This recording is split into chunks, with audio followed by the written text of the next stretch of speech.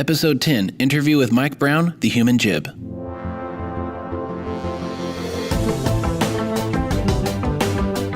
Welcome to the Visionary Variety Podcast, where we cover cool stuff like photo, video, film, books, and technology. So switch on your brain and enjoy the show.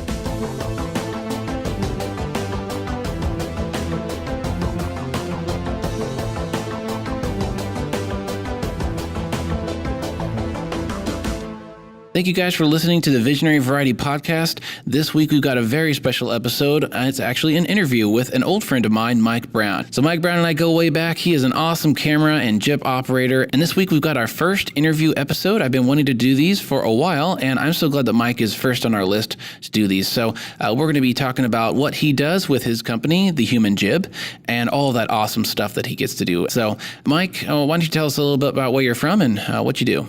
Absolutely. So I'm originally from San Antonio, and I work in broadcast television and film and cinema. I own and operate a small business that operates camera cranes for the television and film industry. Very cool. Now, let's get started with our questions. So how did you get started with video work in general? Yeah, so when I was a teenager, I actually was part of a church. We call them mega churches or giga churches now.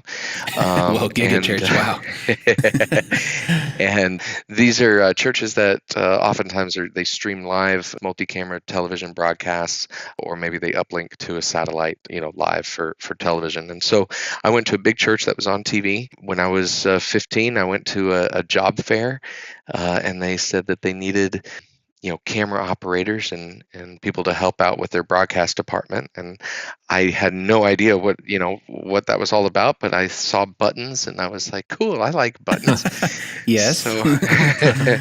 So they hired me part-time at the church on weekends, and I started out actually just pulling the cable, coiling it and making sure people don't trip over it behind the handheld camera operators, and eventually started, running camera, and then worked my way, through all the different cameras, and I eventually landed on either handheld camera on stage or one of the jibs that they had.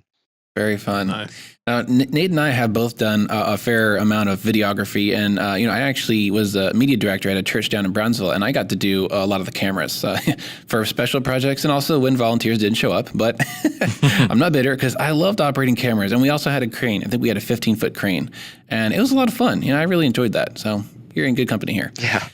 So why don't you tell us, before we get too deep into this discussion, what is a jib? For any clueless listeners, what is a jib?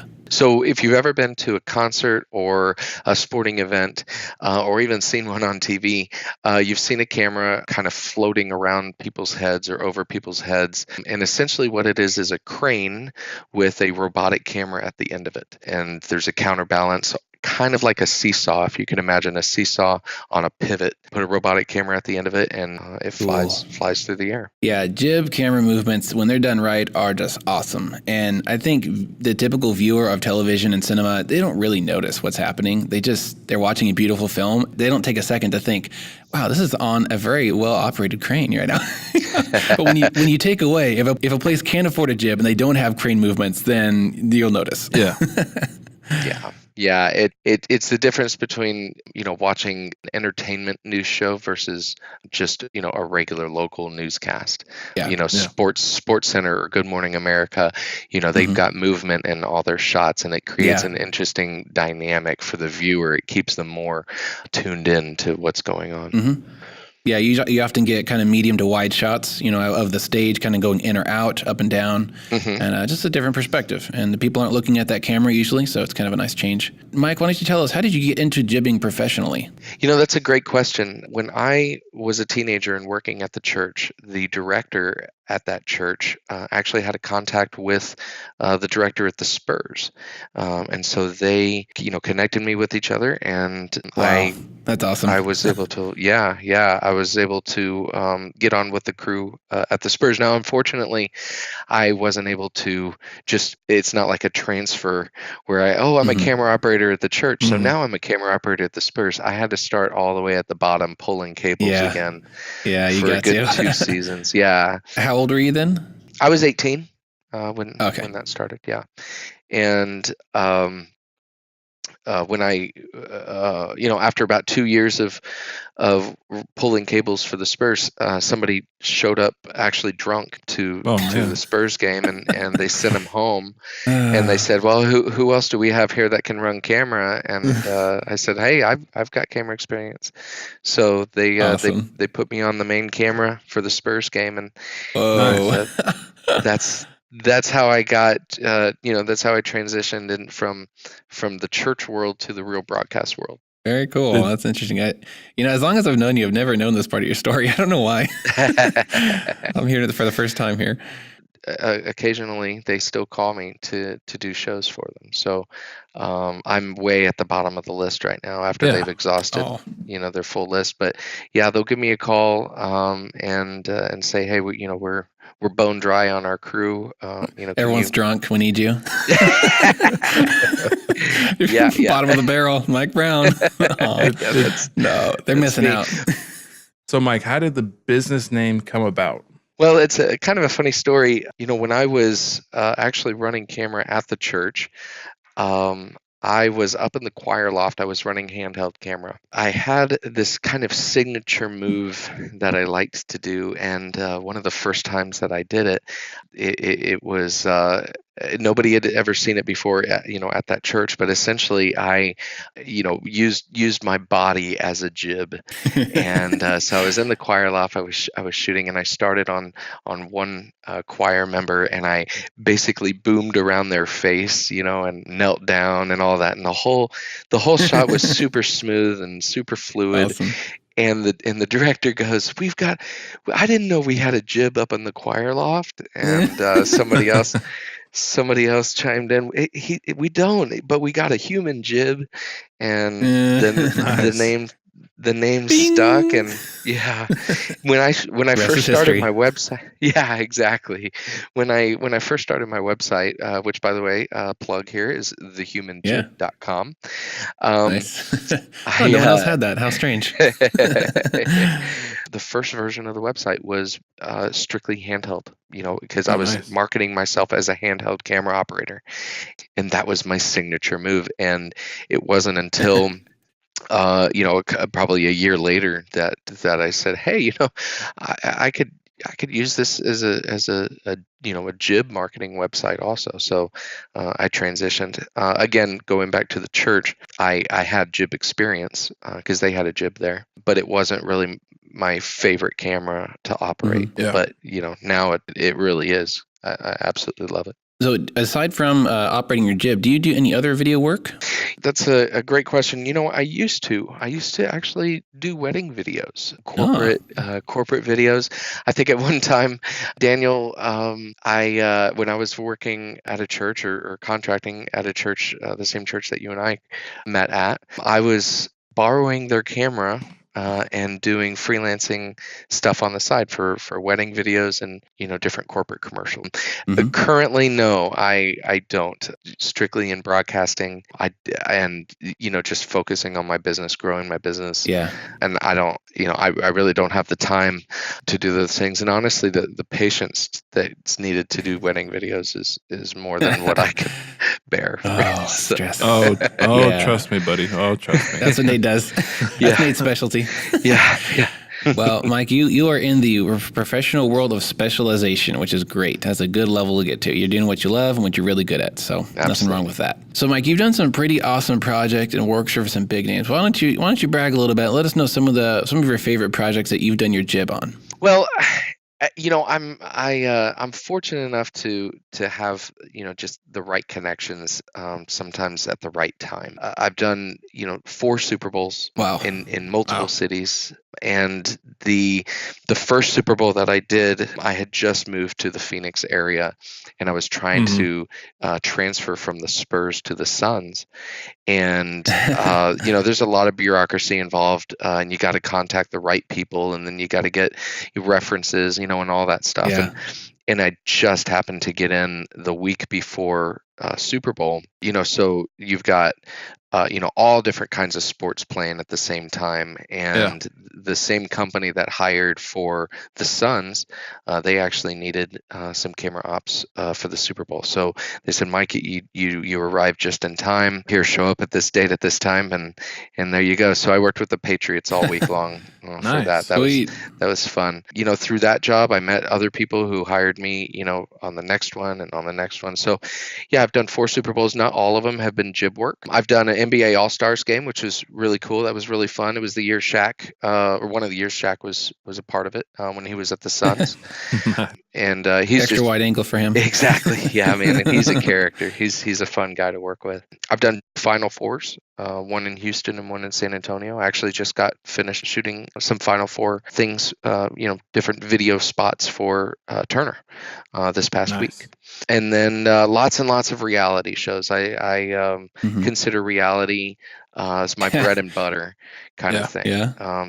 They're always wanting. They do use a lot of boom movements. I've noticed that. Yeah, absolutely. Especially the transitions. If maybe the reality show takes place inside of a house, they'll use a transition of a boom shot or a jib shot outside. Yeah, showing the sunset. Transitioning from daytime to nighttime kind of thing, and then they'll go back into the house for a conversation. Between the characters, but or home remodel shows or car remodel shows or totally. All of those things.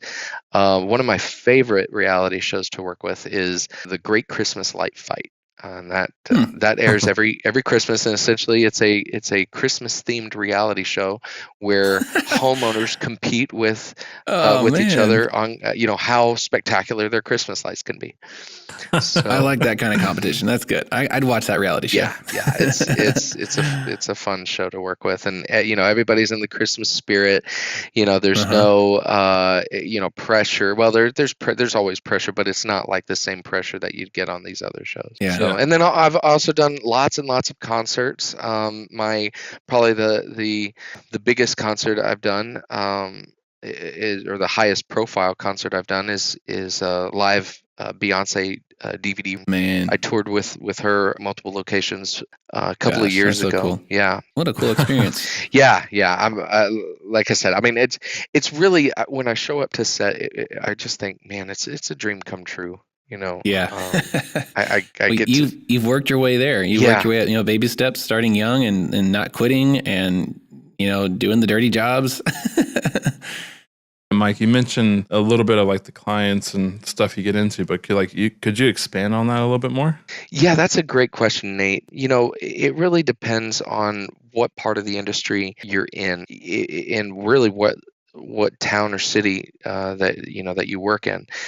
For instance, if you're in the Los Angeles area or Atlanta area where there's a lot of Hollywood going on, it's probably going to benefit you to be a union member, which essentially means you pay an organization, the union, an annual fee, and they add you to a list, and they control that list that all production companies have to go through in order to hire somebody.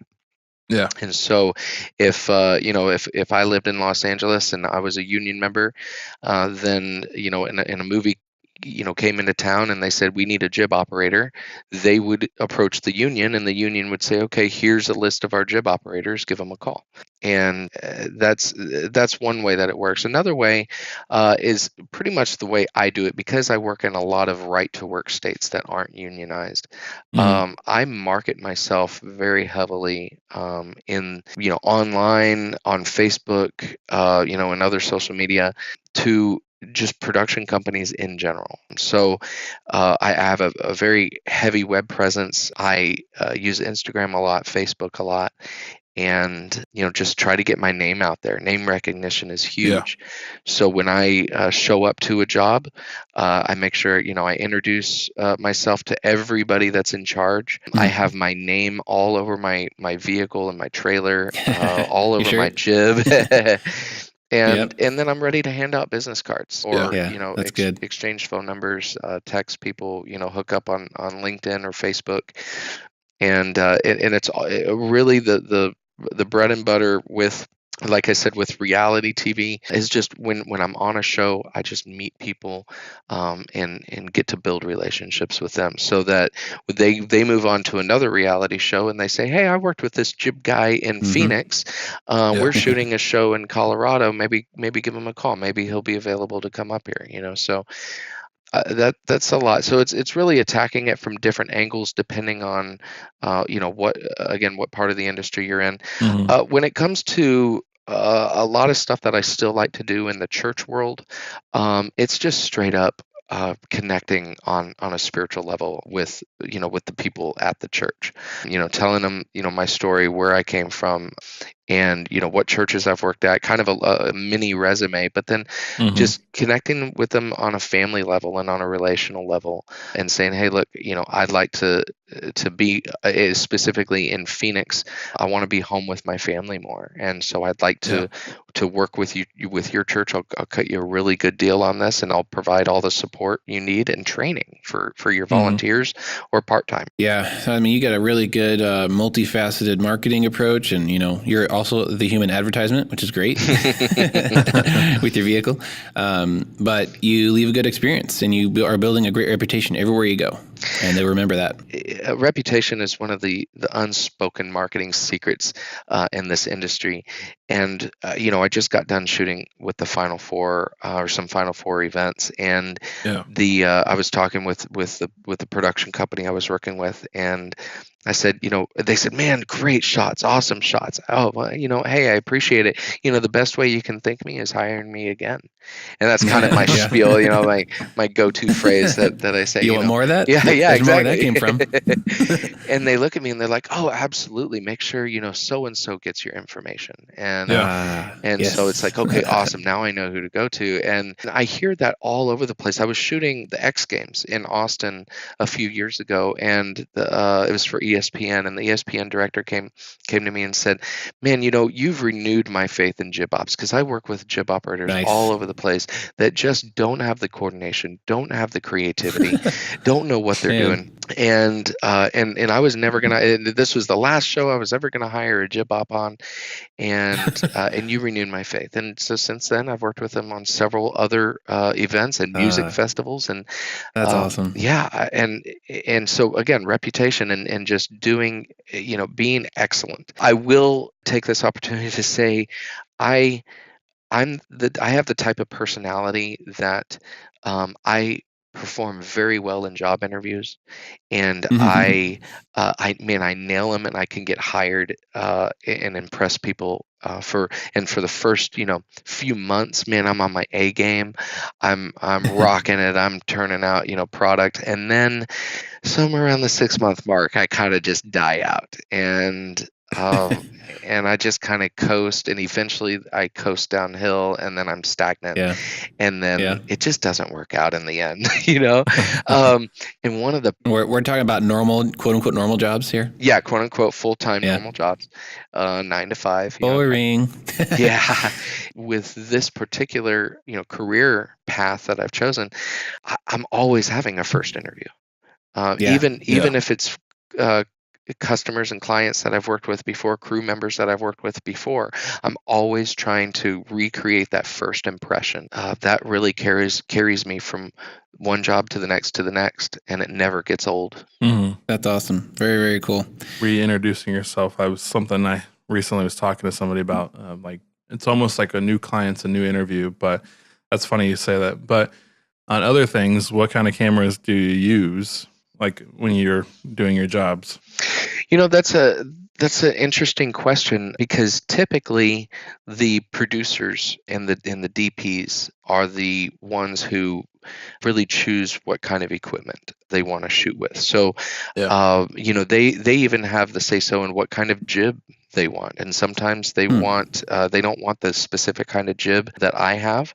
They want a different kind of jib, and so, but if they decide that they want a jib, the kind of jib that I have, then I ask them, okay, what camera do you want to put on it? And they know. Sometimes they don't, and they have to get me that information. But it really is up to the client. What kind of shot do they want? want? What kind of quality do they want? What kind of lens do they want to put on Yeah. the camera?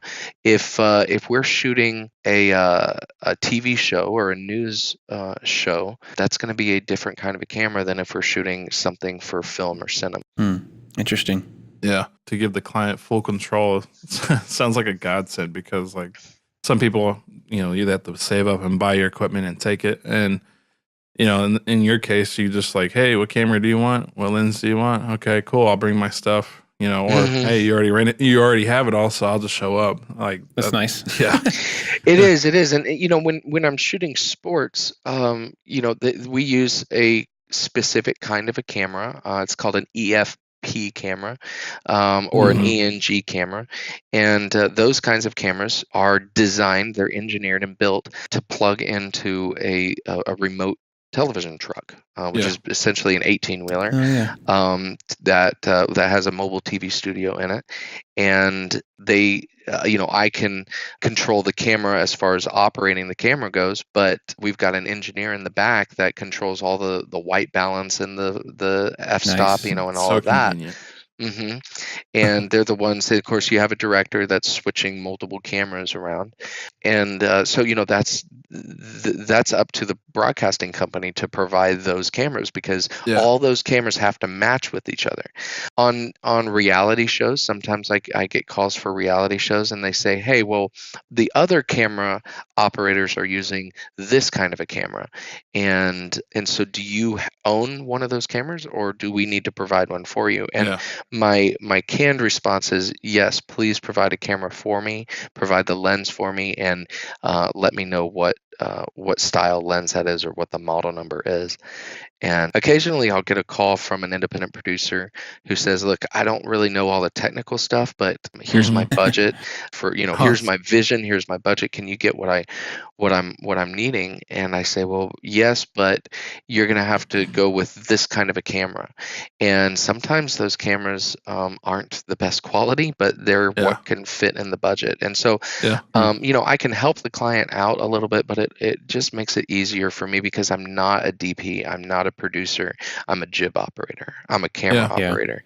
So, if the producer tells me what kind of camera they can work with, then that's the one that I'll work with. Well, I mean, you've been saying a lot about your jib. Can you tell us about like your jib? Do you own a jib? Absolutely. So my company actually owns 4 jibs, and they range in sizes, and they're modular actually, and they range in size from 6 feet to 40 feet. Wow, that's a big jump. Whoa. And you can build them modularly. If I show up to a job site and the client had ordered a 40-foot, and he says, oh, we don't have room for a 40-foot, we need to go down to a 24-foot, then it's like, okay, well, I'll just build it to 24 feet instead of 40 feet. Oh, cool. Yeah. So they're sizable. When you say modular, you can also like take out pieces. Absolutely. Yes. Lengthwise. They can be sized in 3 foot increments. Does that happen a lot when you're on set? You have someone that say, hey, I need the biggest one, and then they're like, never mind, 40 feet's kind of tall. That happens almost every show. That's funny. And in fact, with the Final Four that we just got done doing, you've got the producer emailing me saying, hey, we need a 30-foot jib. And it's like, okay, cool. Here's the estimate, here's the quote for that. And then I get on site and I'm prepped, for a 30-foot jib, and the DP comes in and says, no, we need a 12-foot. Oh man! And thanks a lot. And you have 30 minutes until showtime. Exactly. That's inevitably what happens, and then it's pressure's on, because I prepped everything for a 30-foot, thinking that I was going to save time, but in reality, it's like, okay, now I've got to unprep what I prepped and then build the 12-foot. But the great thing about prepping for a larger jib is the prepping for a smaller jib is quicker. So if I come prepared for a larger jib, at least I'm saving a little bit of time there. Yeah. But so we finished shooting with the 12-foot jib, and it's the model of jib that or jibs that I use is called the Jimmy Jib. It sounds funny, but a guy back in the 80s developed this, and he was the first guy to develop a single man operated camera crane. Ooh, nice. So in the film industry, you've got all different kinds of camera cranes. A lot of them are multi-person operated. Yeah. So, one person actually swings the arm, another person does the remote head, which is the panning and the tilting, and the Dutch if you've got a Dutch on it, and then a third person will control the zoom and the focus, and a fourth person will just basically tech everything and make sure that it's all working. Interesting.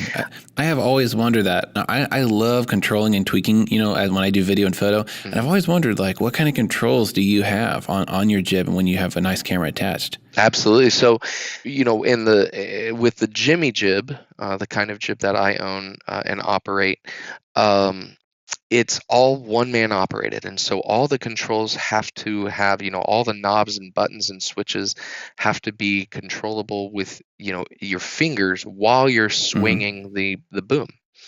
And so I've got zoom and focus control in my right hand on a handle that's attached to the tail of the jib, and then in my left hand I've got the joystick that controls the the tilt and the end, the pan, where the camera's mounted. Exactly.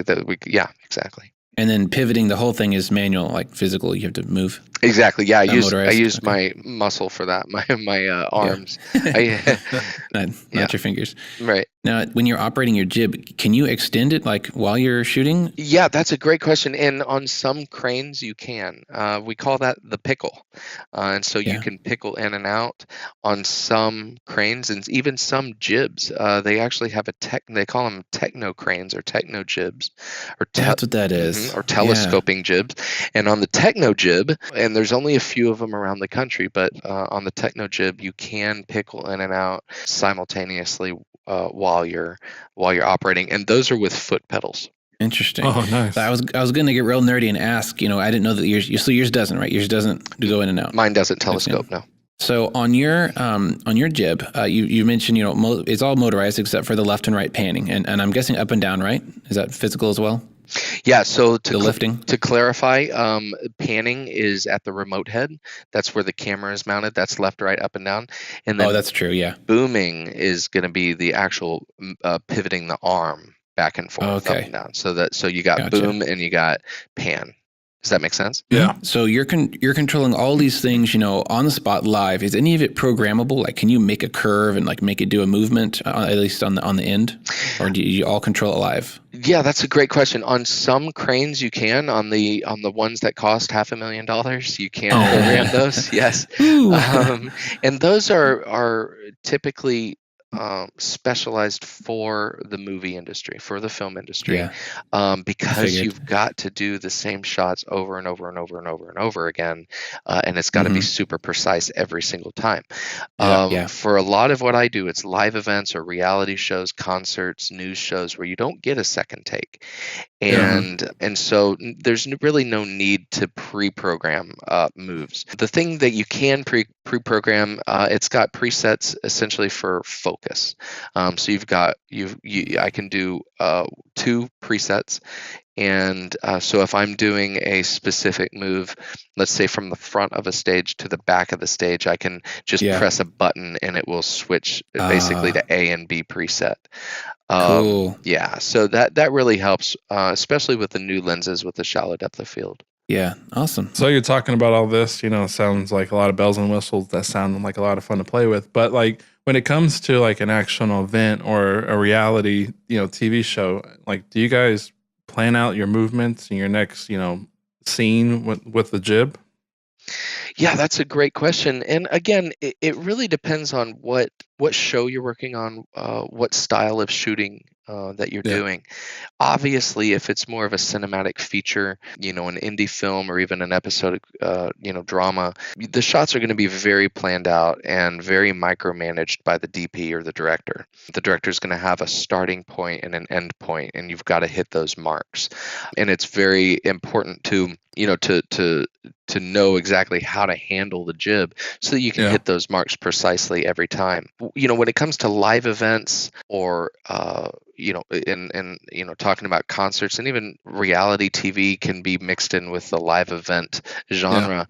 you really don't have a chance to pre-plan your shots as much as you have a chance to kind of envision them ahead of time. So, you show up to a job site, you build the jib to the size that you want it, the size that the production crew wants it, and you move it into place, you shoot your shot, and you don't really have a whole lot of time to really rehearse or pre-plan. Yeah. And so that's why it's very important to be extremely coordinated, with and familiar with the actual equipment. During the actual show. Let's say I'm shooting a concert. I can get a feel for specific shots right in the moment. Yeah. So You're just that good. well, when a performer is moving around stage, you're not going to micromanage every step that they're doing. They've got the freedom to, they're celebrities. They can do what they want, right? And our job is to make them look good. So if they're over on my side of the set, of course, I'm always keeping in mind shot composition and framing. Those are just camera basics 101. I've just got a moving boom and a moving remote head that I can manipulate the shot and make it look cool. So if the performer is coming to my side of the stage, I know that I'm not going to be pointed straight at the performer, because I might be so close that they could touch the camera. And so I know then I need to do either a low angle or a high angle, or come at them from the side. And then how am I going to frame the background elements in the shot so that it really complements the shot composition.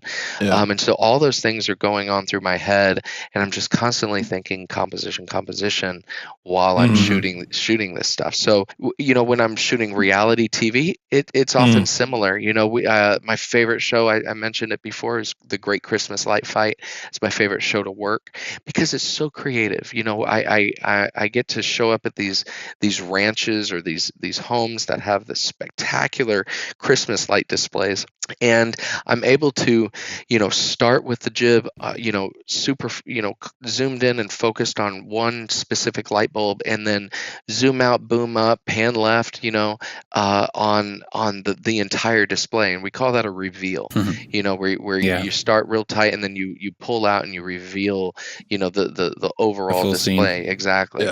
And those really are I just create them in my head in the spur of the moment. And there's times where it's like, oh, you know what, I can do that better, let me redo that. That's all of it. Anybody who's in cinematography, we want to do it again, we can do it better. And so in situations like that, I just use the creativity in my mind. If I'm shooting something like sports with the jib, you don't ever get a second shot with that. So you just do your best. It's all be in the zone. All in your hand and eye coordination and feeling the flow of the movement. If you're shooting NASCAR with a crane, you're gonna get in a flow because it's the same thing over and over and over. I mean, the car comes from left and right, and the car comes left to right, and exactly. How many movements can you do at a car race? Right. And also I shoot a reality show called Street Outlaws, and essentially it's a drag racing reality show.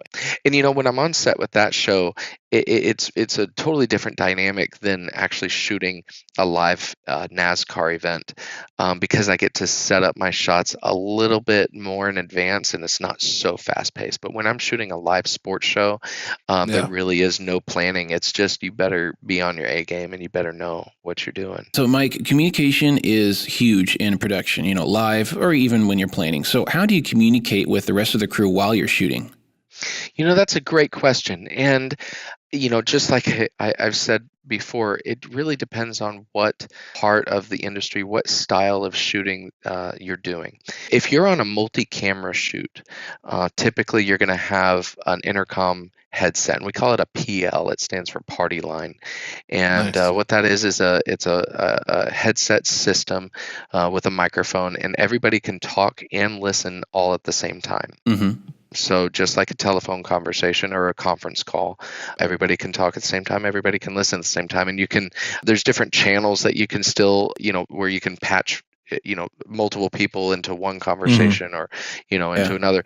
But normally on live shows with multiple cameras, all the camera people are on the same channel as the director, and so the director will they know kind of more of the big picture, the plan. They've got a plan in their head. And so let's take a basketball game, for instance.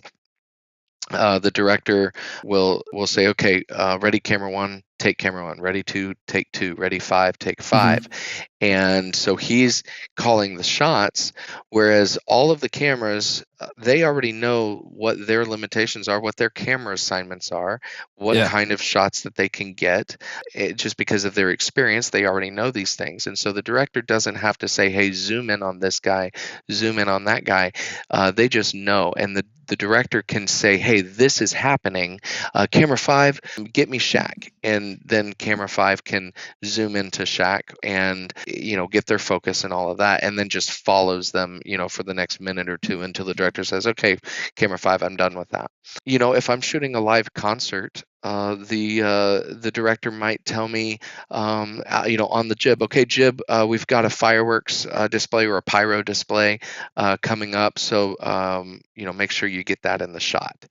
And then it's up to me to come up with a creative move that allows the viewer to see the pyro explode. So most of the time that's going to be from the jib. It's going to be a low angle looking up, and then booming up, and around the stage, so everybody can see the pyro. So communication definitely is important, and that's why we have headsets. If we're on a film set and we're shooting sometimes reality shows or episodic TV, we'll have essentially just walkie-talkies, and we've got a surveillance and what we call a surveillance, which is an in-ear microphone and speaker unit, kind of like the FBI would use, right, or Secret Service. But you don't have to talk into your wrist every time. Right, we don't know. No, we've got a clip on our shirt that we press a button and we talk into our shirt. But need a potty break. Yeah, I need exactly. I ate too many tacos this morning. I was a director of a live stream for a church where we had an older intercom system for all the cameramen. We had 3 cameras. One of them was a crane, and I often directed using a TriCaster system, which is really fun. So we had issues with our intercoms. I don't know if we never figured out if it was the cables, if it was the boxes, or the mics. It was really frustrating. So sometimes we would have to have one of the guys just really be on his game the whole time. We couldn't talk to him because it would be out. It was a nightmare. So that's really interesting. So thank you so much for sharing all of that. I did want to mention this. What has been your favorite show to work on, and why is it Into the Badlands? Oh, dang. Oh, just like that. You set me up for that one, didn't you? Please tell us about that. Into the Badlands was a great show to work on, but I have to tell you, it was a very slow pace. You watch the show, you watch the fight scenes online or on Netflix. So many fight scenes. Yeah. And you watch the episode and you're thinking, man, it moves fast, and that's all in the magic of editing. Yes. I've posted some behind the scenes footage, since we did the production, and it literally is, okay, stand by, action, and we do the shot and cut. All right, reset. All right, stand by and action. And we literally do that like 5 to 10 times for every single shot. Because of the martial arts and the technicalness of all the shots? Because of that? Because of the choreography. Because everything needs to be exactly precise at the precise time. The camera shot needs to be in the right, the right angle at the right frame at the right movement of the person. A lot of motion. Fun. And so it was just over and over and over. Now the great thing about that is it takes a long time to do one little fight scene. So one fight scene would literally take an entire week to shoot. And you're getting paid for that, I hope. Yeah, and that's why it's good, because I would get Yep. paid for every single day. So yeah, 5 days of shooting for one fight scene. Wow. And so we shot for 3 months for one season. I think it was 6 episodes, and we shot, and it was 3 months worth of work. So I really enjoyed that. The DP did joke with me a lot, because there was a lot of downtime that I had during that, because they would only use the jib on some of those shots. And everything is super meticulously planned out. So he said, Mike, you could learn a second language with all the downtime that you've got. And I said, well, I'm too busy spending the money that I'm making to learn a new language. I'm buying stuff on Amazon right now. I was totally on Amazon every day, but I was growing my company. When you've got the opportunity to work on a full season of a show, if you don't reinvest that money back into the business, and you try to spend it or go on vacation or something with it, you're not going to grow as a company. And so it's important to keep your equipment maintained and buy accessories and whatnot to make your job easier and to make future jobs better. Did you only work on season 1? I only worked on season 1. They moved season 2 to I don't know, some tropical a lot of new country locations in Asia, or Scotland or something like that. It was there were some huge green fields. So I wouldn't doubt that at all. And they did that a lot for a lot of reasons, but one of the main reasons was the first season we shot in New Orleans. And New Orleans had an incredible tax incentive program for film. And then the governor, they brought a new governor in, and the new governor didn't support the film industry. So he cut the tax incentive program, and that meant that a lot of films left that town. So that's really unfortunate. Yeah, it is. And right about that time, Atlanta created a huge tax incentive program, and that's why so many shows are being shot in Atlanta right now. Yep. Stranger Things. What else? Walking Dead. Is that in Atlanta? Walking Dead's either in Atlanta or in Albuquerque, New Mexico. I think it's actually in New Mexico. Well, I remember one scene that really, really awed me, and I think it was in one of the earlier episodes of season 1 where they were in kind of a darker, torn down factory area, and they were fighting on top of these metal trusses, these metal beams, and I thought there was some jib movement. Do you recall that scene? Did you work on that? Absolutely, yeah. We actually had a 40-foot jib inside, and it's hard to get a 40-foot jib inside of a building.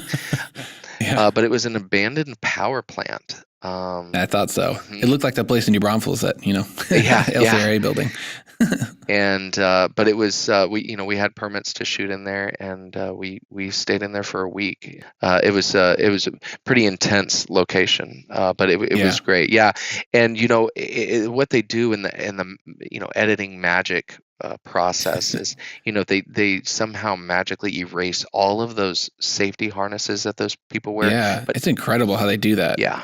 Every single person was wearing a safety harness, and you can see that in the behind-the-scenes footage that I put on Facebook. But yeah, the jib shots for that scene were used for some overhead shots on top of the third-story frame of that warehouse, of that power plant.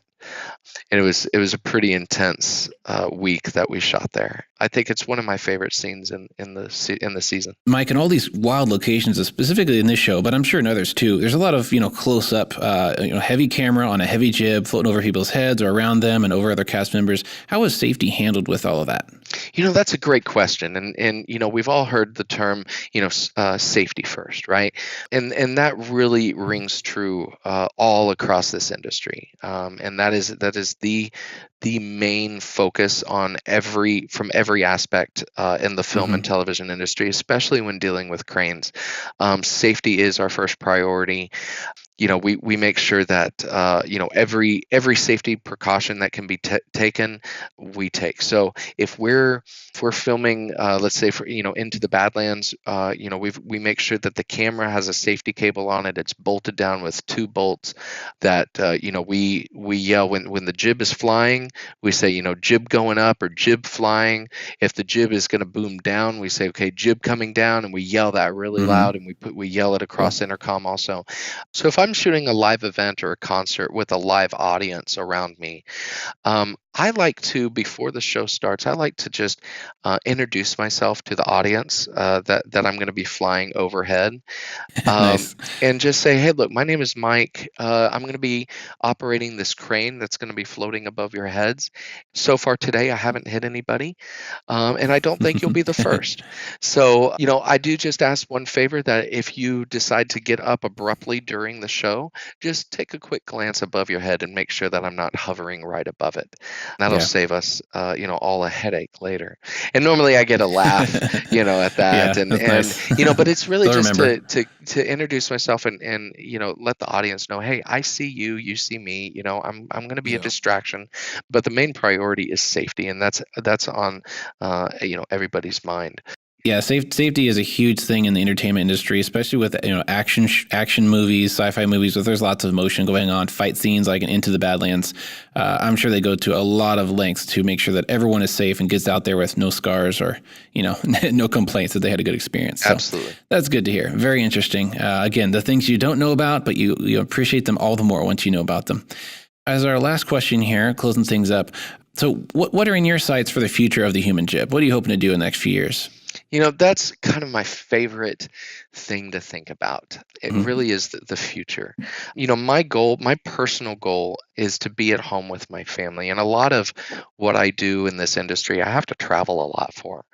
Yeah. And, Mike, as my company grows, like I said earlier, I've got 4 jibs, and they travel around the country. And a lot of times I will have 2 jibs in 2 cities, and then I'll have to, fly from one city to the next and finish that job up while another jib is being transferred to another city, and I'll just fly back and forth. So, for instance, I just got done with the Wow. final 4, and I'm flying a jib out to Boston, and I'll be there for a week.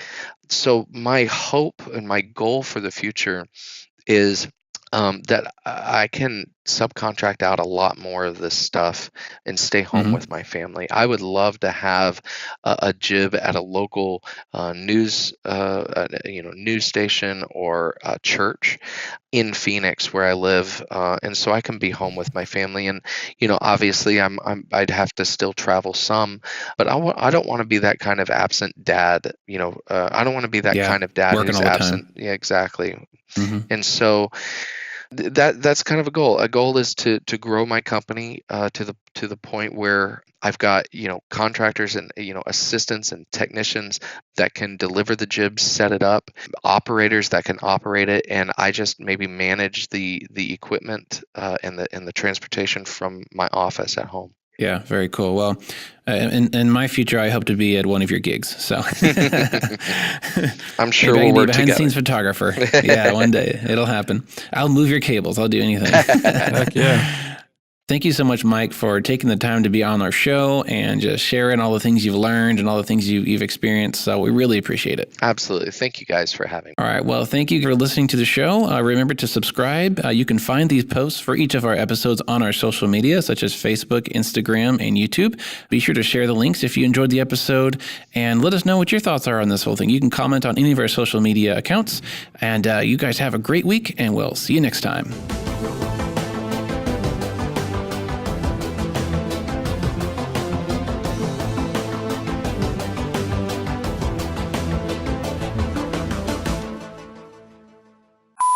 I did want to ask this on the podcast because I didn't know how it would go. But Mike, is there a name for the deceptive video editing that they do on reality TV shows where they make one 3-second moment last like a minute? You know what I'm talking about? Yeah, so that's a really funny question. Director is sitting there in your ear, on the intercom on the headset, saying, "Okay, wait. Okay, now go back and do it again. Okay, now do another zoom in. Okay, and now okay, cutting to camera 2. Okay, now camera 2, you do a zoom in. Okay, and you're standing there, and then you'll hear the producer, yell, "Hey, contestants, look nervous, take a deep breath." Oh no! And look nervous, and Gulp. and so okay, camera 2, restart your move, because that contestant rolled their eyes at the producer, and Wring your hands. exactly.